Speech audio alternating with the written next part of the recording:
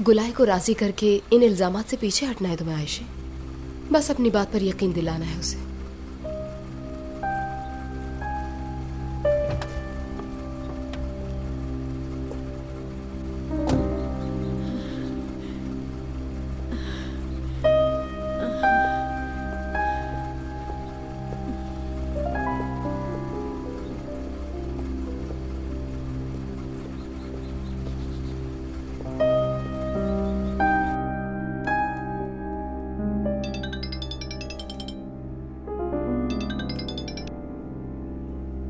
हाँ बोलो मेरी जान।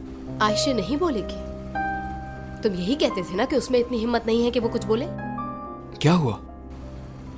गुलाय को सब बता दिया उसने, और वो भी आकर मुझसे पूछगछ करने लगी।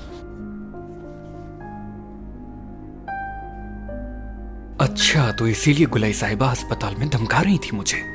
अच्छा खैर, आयशे को अपने तरीके से समझा दिया है मैंने। वो अपनी हर कही हुई बात से इनकार करेगी। फिर भी हमें एहतियात करनी होगी कैरम। गुलाय से बात के दौरान फैजा आ गई थी। पता नहीं उसने कितना सुना, क्या सुना।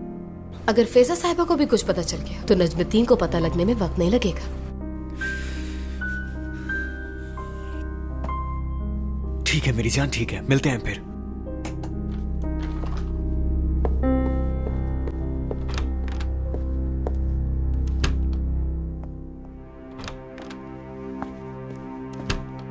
सेलिम, काम को छोड़ो फौरन। क्या हुआ?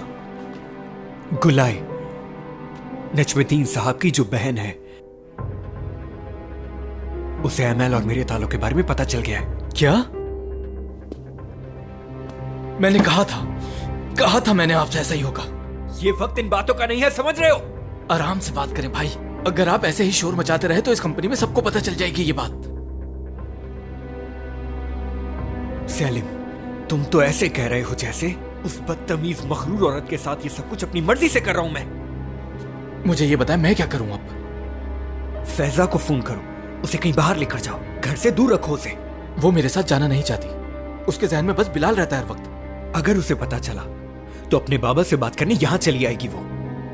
जरूरत पड़े तो उसके पीछे पड़ जाओ। कहां है, क्या करिए, पता करो। ठीक है।